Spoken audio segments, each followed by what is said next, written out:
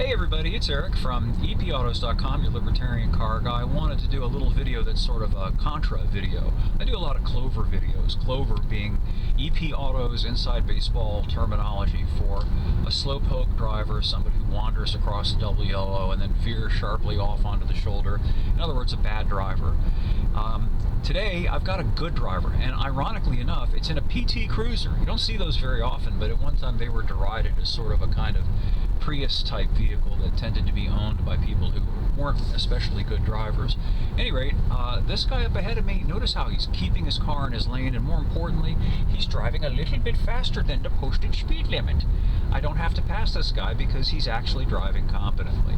And what a refreshing thing it is. And it just got me to thinking about how nice it would be if more people were to drive like this guy drives, and frankly like I drive. Yeah, oh boy, that was an arrogant and proud statement, but really, is it that difficult to just maintain a decent pace? And I'm not talking about driving stupendously fast. Man, everybody knows the speed limit on almost every road is a little bit low, even on a common sense basis. So, you know, driving 62 and a 55 for all the humanity, that's a reasonable speed.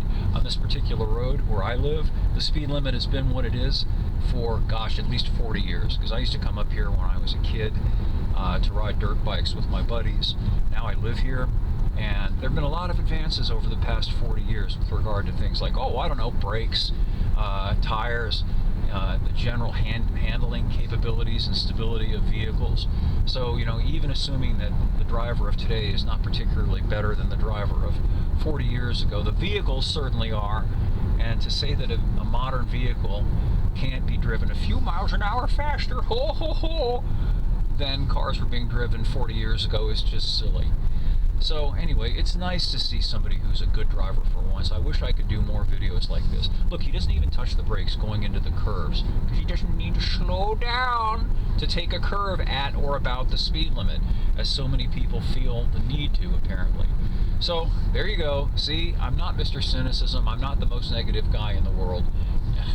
I just like to point out facts, and facts sometimes result in people calling me negative and cynical. Thanks as always for viewing. We'll have more for you again soon.